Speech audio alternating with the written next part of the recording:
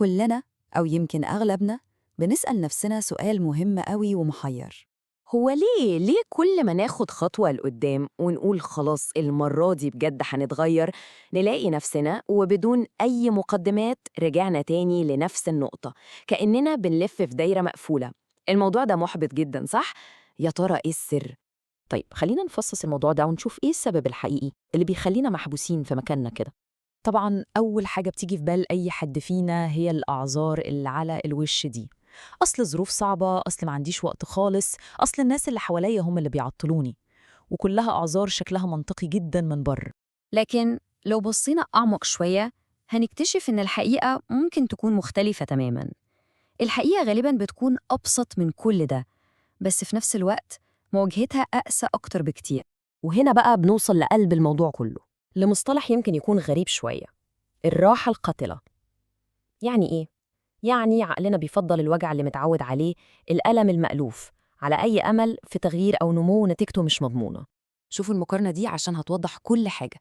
الفكرة اللي كلنا متربين عليها إن الفشل ده معناه إننا مش كفاية، ما عندناش قدرة.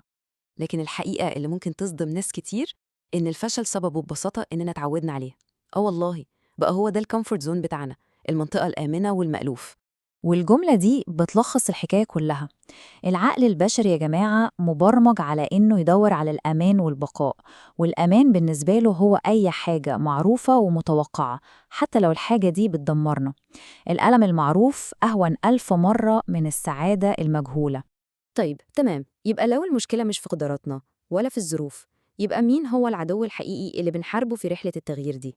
الدايرة دي كلنا حافظينها صم. بنبدأ بحماس جبار وبعدين نبتدي ننفذ، وشوية بشوية نلاقي نفسنا بنهبط بنتعب. وهنا بيجي الصوت الخبيث اللي جوانا اللي بيقول يا عم كفاية كده النهاردة، وبنسمع كلامه وبوم نرجع تاني لنقطة الصفر. وهنا بقى الزتونة بتاعت الموضوع كله. العدو مش إننا كسلانين، لا خالص. المعركة الحقيقية هي ضد النسخة القديمة من نفسنا. الشخص اللي كنا عليه زمان ده ماسك فينا ومش عايز يسيبنا، بيقاوم بكل قوته. تمام، فهمنا المشكلة وعرفنا مين العدو. السؤال الأهم دلوقتي، إزاي نكسر الحلقة دي؟ أكيد في لحظة معينة، نقطة ضعف في الدايرة دي نقدر نضرب فيها الضربة القاضية. والجملة دي بتجبرنا نعيد تعريف كلمة تغيير نفسها. التغيير الحقيقي مش في حماس البدايات، أي حد ممكن يبدأ وهو متحمس. البطولة الحقيقية في الاستمرار، إن الواحد يكمل لما كل حتة فيه بتقوله وقف. التغيير بيتولد في قلب المقاومة دي. كلام نظري جميل جدا، بس على أرض الواقع نعمل إيه؟ إيه السلاح اللي في إيدينا عشان نكسب المعركة الداخلية دي مع نفسنا القديمة؟ يعني من الآخر، لما نوصل للحظة اللي جبنا فيها آخرنا والطاقة خلصت والرغبة في الاستسلام مسيطرة علينا تماماً، إيه هو التصرف الصح اللي مفروض نعمله؟ والإجابة أبسط مما أي حد فينا ممكن يتخيل. 5 دقايق بس.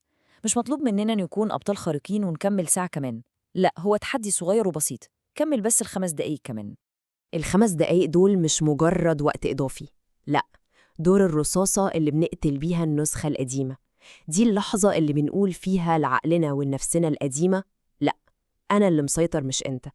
فال5 دقايق دول إحنا بنبرمج نفسنا من جديد على الاستمرار بدل الاستسلام. والجملة دي بتلخص فلسفة الموضوع كله. المشكلة عمرها ما كانت في إن الواحد ضعيف، كلنا بنضعف.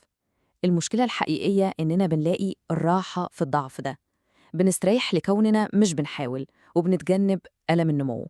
وعلشان كده البداية الحقيقية لحياة جديدة مش يوم 1 يناير ولا أول الشهر.